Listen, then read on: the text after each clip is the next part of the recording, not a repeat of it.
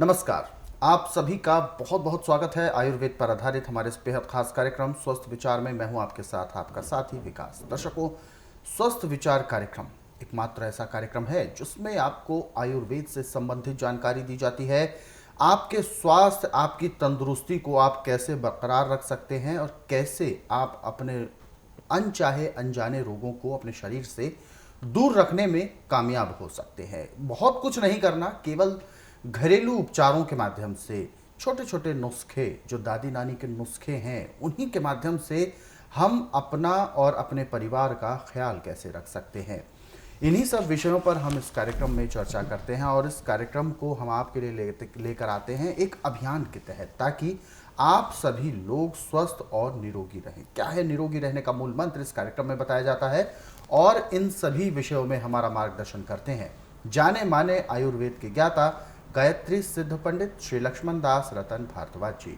चलिए सबसे पहले गुरु जी का स्वागत करते हैं और कार्यक्रम की शुरुआत करते हैं। गुरु जी बहुत बहुत स्वागत है। नमस्कार। नमस्कार।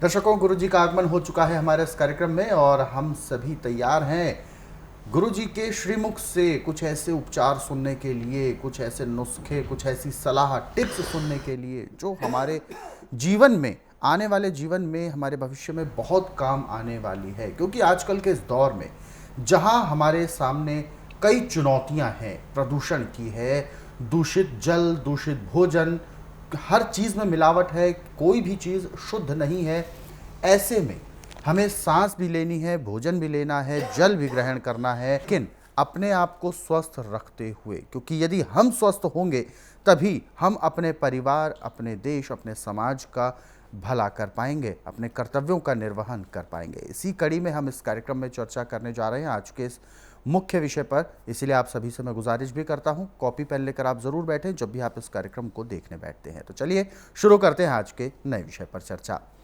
गुरु जी, आज के इस अंक में हम एक ऐसी समस्या पर बात करने जा रहे हैं, छूत का रोग। यानी किसी जगह पर मान के चले महामारी आती है, कोई बड़ी बीमारी लगती है, ऐसे में उस जगह पर रेस्क्यू के लिए, वॉलेंट्री के लिए या किसी काम के लिए, बचाव के लिए किसी को जाना भी पड़ता है, तो वह व्यक्ति भी, वह लोग भी प्रभावित हो जाते हैं, संक्रमित हो जाते हैं।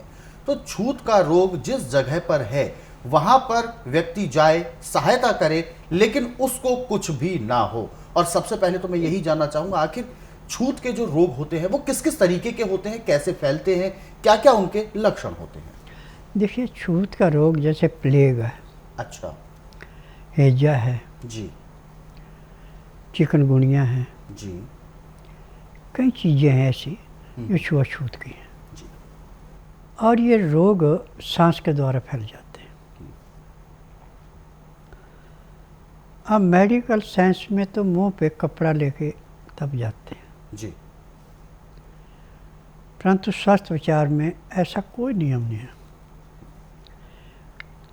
आप कच्चा प्याज लें, सफ़ेद रंग का सोने पे सुहागा है तो लाल रंग का ले लें, भूरे रंग का ले लें, आप उसको मुंह में चबाते रहें, आपके मुंह से खून के अंदर जो महक जाएगी उसकी, कोई भी कीटाणु आएगा ऐसे नष्ट होता है जैसे अग्नि में पतंगा। अब जब आप सांस छोड़ेंगे, आपकी कार्बन डाइऑक्साइड जहाँ तक जाएगी, वायुमंडल में जितने भी रोग के कीटाणु ऐसे नष्ट हो जाते हैं जैसे तेज़ धूप पड़ने पे नदी का पानी सूख के मछली मर जाती है, ऐसे नष्ट हो जाते हैं। और ऐसे भी कहीं पे भी आपको किसी भी किस्म का छुआछूत का रोग है तो उसमें प्याज, लहसुन, अदरक तीनों का रस निकाल के पानी में मिला के, शहद में मिला के आप पी लें और ऊपर से थोड़ा सा जीरा मुंह में रख लें या थोड़ा सा गुड़ रख लें, तो आपके मुंह से जो दूसरे को महक आएगी वो भद्दी नहीं लगेगी। क्योंकि लहसुन प्याज खाने के बाद जो मुंह से महक आती है दूसरा आदमी बर्दाश्त नहीं करता, ये उसमें कमी है। परंतु इसको दबाने के लिए और अपनी रक्षा के लिए या तो थोड़ा सा गुड़ मुंह में रख के चूस लें या जीरा भून के 2-4 दाने मुंह में डाल लें तो महक नहीं आएगी, खुशबू आएगी। परंतु इसमें घर आके आपने जो कपड़े पहन रखे हो गर्म पानी में, उबले हुए पानी में सोडा डाल के उसमें उबाल के तब उनको साफ करना है। क्योंकि आपके कपड़ों के अंदर यदि कोई कीटाणु गया है जी। तो आपके मुंह की महक से ऐसे तो उस पर फर्क पड़ेगा, परंतु यदि अंदर चमड़ी के साथ वो मिल गया बिल्कुल तो नुकसान हो सकता तो नुकसान होता है। तो इस करके कपड़े को गर्म पानी में सोडा डाल के कम से कम 10 मिनट तक उसमें रहने देना, फिर उसके बाद उसको धो के सुखा लें, फिर आप पहने। जी। आज एक रोग नहीं सैकड़ों रोग छुआछूत के हो गए, परंतु जो खाना खाने के साथ लहसुन प्याज अदरक सलाद के रूप में, चटनी के रूप में या पानी में मिला के पी रहा है, उसको कभी किसी किस्म का रोग का कीटाणु आक्रमण नहीं कर सकता, वो रास्ते में नष्ट हो जाता है। उसको हमेशा प्योर ऑक्सीजन मिलती है। अब मैंने जब एक कोरोना की दवाई बनाई थी तो भी मैंने यही कहा था कि दवाई बेशक आप कम खाएं, लहसुन प्याज अदरक खूब खाएं। और जिन्होंने लहसुन प्याज अदरक खाया उनके घर में जिसको कोरोना था उसको भी खिलाने से बिना डॉक्टर की सहायता के लहसुन प्याज अदरक से ठीक हो गए। क्योंकि हर किस्म का रोग का कीटाणु जाके सांस के द्वारा पहले सांस की नाली में फिर फेफड़े में आक्रमण करता है, फेफड़े से ऑक्सीजन के साथ जाके फिर दिल के पास खून में मिलके तब आपको अपने शिकंजे में लेता है। जब आपकी ऑक्सीजन बिल्कुल प्योर गई, उसके बीच में कोई किसी किस्म का रोग नहीं है, तो आपके खून में इन्फेक्शन कहाँ से होगा, आपको कहाँ से रोग मिलेगा। आज स्वास्थ्य विचार पूरे संसार के अंदर एक निवेदन करता है कि लहसुन प्याज अदरक ज़मीन से पैदा हुआ, ये किसी का धर्म भ्रष्ट नहीं करता, किसी की जात नहीं बिगाड़ता, कोई देवी देवता रुष्ट नहीं होता। इतना है कि इसके खाने के बाद जो महक आती है वो दूसरा आदमी बर्दाश्त नहीं करता, तो उसके लिए तो थोड़ा सा गुड़ मुँह में डाल लें या जीरा भून के मुंह में डाल लें, वो महक नहीं आएगी, परंतु आपके जीवन की रक्षा होगी। मेरा भांजा लगभग 2 साल से पीड़ित है और हम कई जगह पर मल्टीनेशनल जो बड़े हॉस्पिटल हैं उनमें भी गए, छोटे हॉस्पिटल्स में भी हम इलाज करवा करके थक चुके थे कि कहीं से भी कोई आराम नहीं आ रहा था। डॉक्टर्स ने बताया कि इनको अल्सर कोलाइटिस हो गया है और जिसका कि कोई स्थायी इलाज नहीं है। इसके लिए या तो इनकी आंत का ऑपरेशन करना पड़ेगा, आंत काटनी भी पड़ सकती है, साथ ही इनको हेपेटाइटिस सी भी है, अर्थात इनका लीवर भी बहुत ज़्यादा ख़राब हो गया है। जब हम यहाँ पहुँचे तो गुरुजी ने केवल नाड़ी देख करके ही हमें रोग के बारे में बता दिया। हमने रोग के बारे में गुरुजी को कुछ नहीं बताया था कि क्या है क्या नहीं है, लेकिन गुरुजी ने केवल नाड़ी परीक्षण से ही रोग के बारे में बता दिया। उसके बाद खाने के लिए दवाएं दी और वो दवाएं जो हैं 1 घंटे के बाद दोबारा से रिपीट करवाई कि दोबारा 1 घंटे बाद फिर से ये दवाएं लें। उसके बाद एक तेल से पूरे शरीर पर मालिश करवाई और एक्यूप्रेशर करवाया, जिसके बाद आज लगभग 5-6 घंटे के इलाज में ही मेरा भांजा बहुत बढ़िया महसूस कर रहा है और अब हमें उम्मीद लग गई है कि ये यहाँ से बहुत अच्छे से बड़े थोड़े ही दिनों में अच्छे से ठीक हो जाएगा। मैं दर्शकों को यही कहना चाहूँगा कि अगर आप भी कहीं से इलाज करवा के थक चुके हैं तो कृपया कम से कम एक बार तिलंगपुर कोटला फेज़ 2 में गुरुजी का आश्रम है, वहाँ ज़रूर आएँ, अपने रोगी को दिखाएं। हो सकता है कि आपका इलाज बहुत थोड़े समय में बहुत कम खर्च में संभव हो जाए और आप कष्टकारी ऑपरेशन से या अन्य जो बड़े हॉस्पिटलों में आपको कष्टकारी टेस्ट किए जाते हैं, ऑपरेशन किए जाते हैं, उनके बिना ही आपका बहुत बढ़िया से इलाज हो जाए और वो भी आयुर्वेदिक पद्धति से, बिना आपके शरीर का कोई अंग काटे हुए, बिना कोई चीरा फाड़ी किए हुए। मेरा नाम राधेश्याम भंडारकर, मैं गोंदिया महाराष्ट्र से आया हूँ। अचानक मेरे बीवी को थोड़ा आँखों में कम दिखना चालू हुआ, तो मैं गोंदिया गया। गोंदिया से इलाज करवाया, तो उन्होंने नागपुर भेजा बड़े दवाखाने में। वहाँ MRI करवाए तो डॉक्टर ने बोला है कि इनको ब्रेन ट्यूमर हो गया है, तो ऑपरेशन करना पड़ेगा। 1-1.5 लाख रुपए का खर्च बताया था। फिर हम वहाँ से वापस आए और फिर गांव में हमारे एक मित्र है श्रीनिवास एला गोनीवार, उनसे सलाह मशवरा करके बताया, तो उन्होंने बताया कि भाई फलाने जगह जाओ, दिल्ली गुरुजी के पास। तो वहाँ से फिर हमने यूट्यूब पे इनका कार्यक्रम देखे और घर में टीवी पे भी कार्यक्रम देखे। तो वहाँ से हम यहाँ आए। यहाँ आने के बाद गुरुजी ने हमें 15 दिन की दवा दी। 15 दिन की दवा खाने के बाद थोड़ा ठीक महसूस होने लगा। तो आँखों की रोशनी जो कम थी, वो अभी जो दूर का दिख नहीं रहा था, वो अभी दिखना चालू हो गया है। फिलहाल आगे बढ़ते हैं कार्यक्रम में। जो दर्शक हमारे साथ जुड़े हुए हैं लाइन पर, आइए उनसे भी बात करते हैं। हेलो हेलो, नमस्कार जी, नमस्कार सर। क्या शुभ नाम है आपका? मेरा नाम दलीप सिंह है सर। कहाँ से बात कर रहे हैं आप? मैं पिथौरागढ़ उत्तराखंड से बात कर रहा हूँ सर। जी गुरुजी आपको सुन रहे हैं। रवि जी बताइए, क्या सवाल है आपका? मेरे सर 3-4 साल से थोड़ा मेरी तबीयत खराब रहती है, थोड़ा सिर में मेरे बाईं साइड में। बाईं साइड में किस तरीके से तबीयत खराब रहती है? बाईं साइड में कौन से, किस हिस्से में? सिर में बाईं साइड में। सिर में बाईं तरफ आपको बहुत ज्यादा पेन रहता है। जी गुरुजी। देखिए, जब नज़ला किसी नस के अंदर रुक जाए तो इसका इलाज आज पूरे संसार में मेडिकल साइंस में बिल्कुल नहीं है। दवाइयाँ देकर उसको सुन्न किया जाता है। परंतु स्वस्थ विचार एकमात्र आश्रम ऐसा है कि इसमें ना तो रोगी से पूछा जाता आपको तकलीफ़ क्या है, ना किसी मशीन से टेस्ट किया जाता है। यहाँ का नियम है कि जिस दिन आना है उस दिन बुधवार नहीं होना चाहिए, गुरुवार से लेकर मंगलवार के बीच में आना।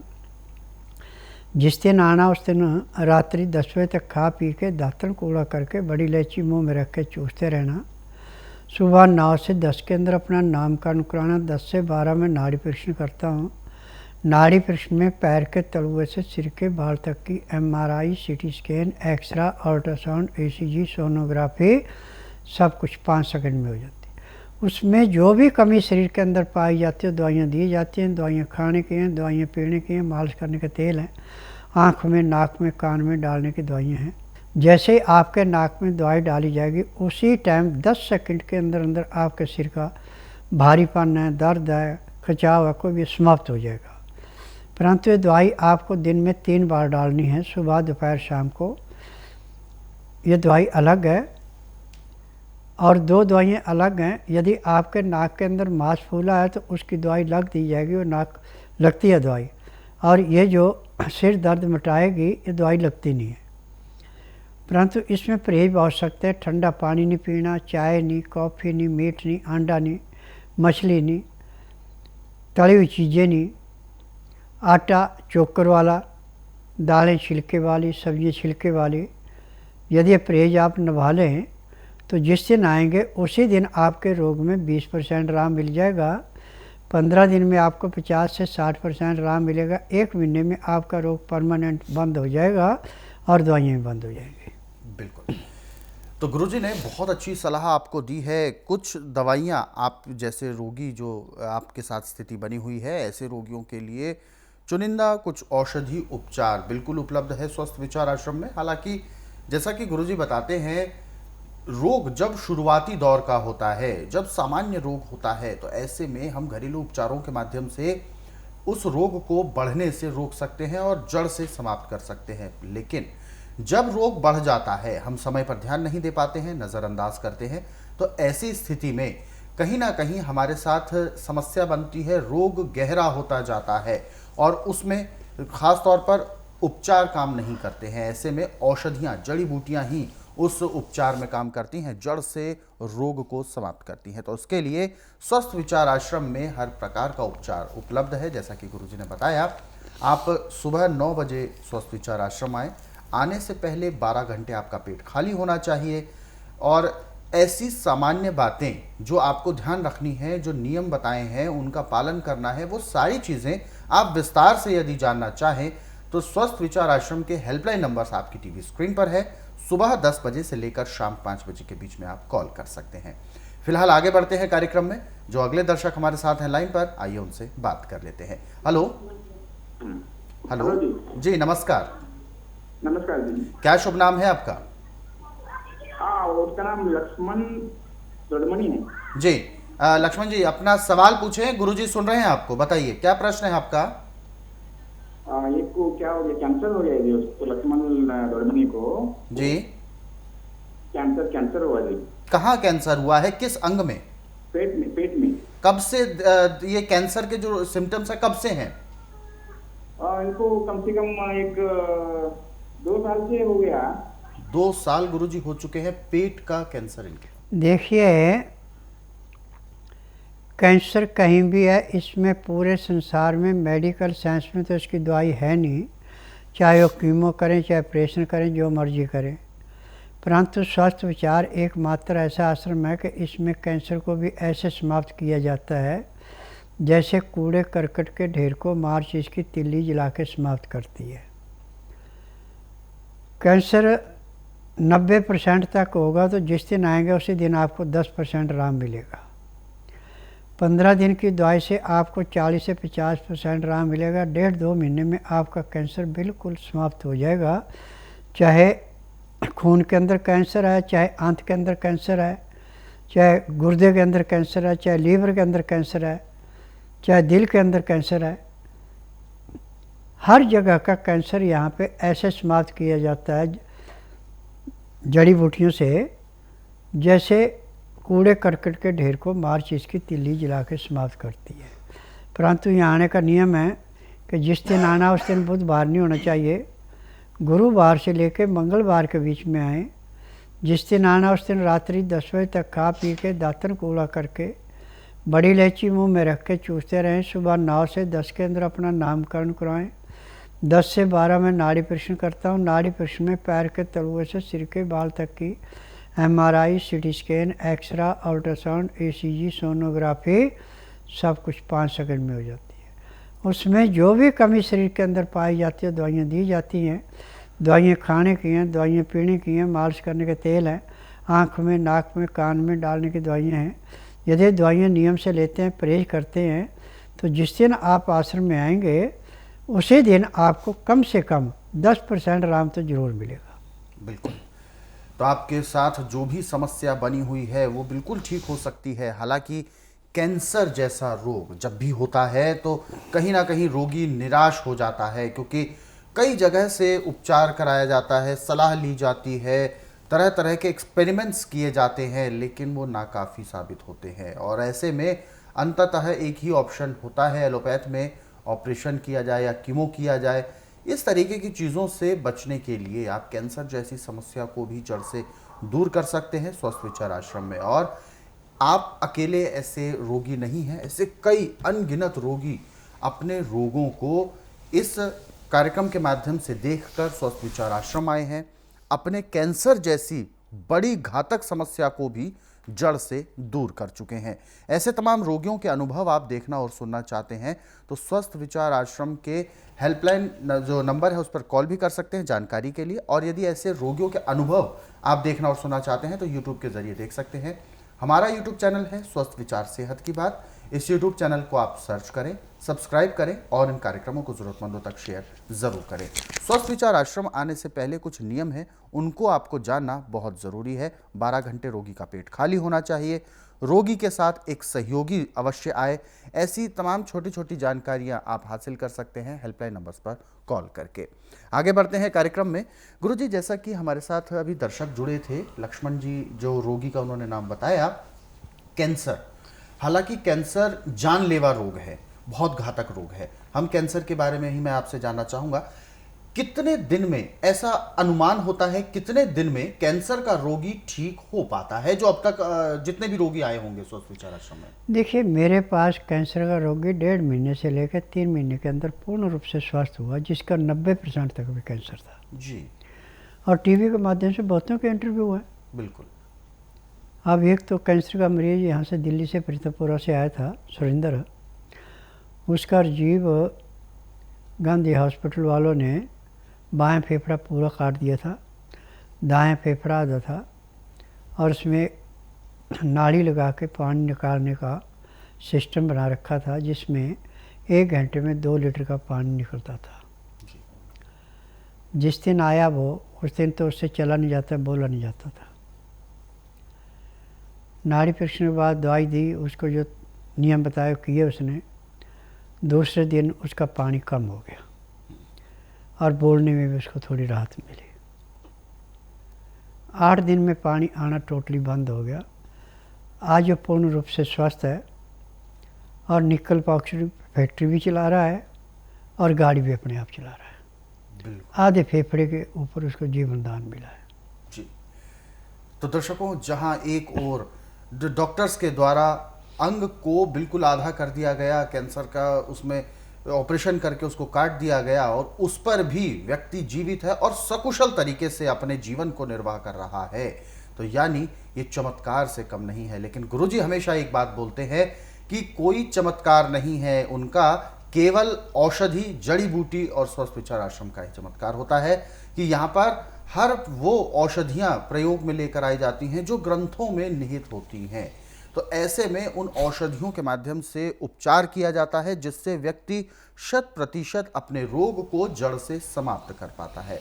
तो ऐसे में यदि आप भी आना चाहते हैं स्वस्थ विचार आश्रम में, या आपके परिवार में कोई ऐसा रोगी है या आपकी जानकारी में है, तो आप उनको लेकर आ सकते हैं। ध्यान रखिएगा, रोगी के साथ एक सहयोगी भी आए। और अधिक कोई आप जानकारी लेना चाहते हैं तो हेल्पलाइन नंबर्स पर आप कॉल कर सकते हैं। कॉल करने का समय सुबह 10 बजे से शाम 5 बजे के बीच में। फिलहाल कार्यक्रम में वक्त इशारा कर रहा है विराम देने का। गुरुजी, आपने अपना कीमती मार्गदर्शन दिया, आपका बहुत बहुत धन्यवाद। नमस्कार।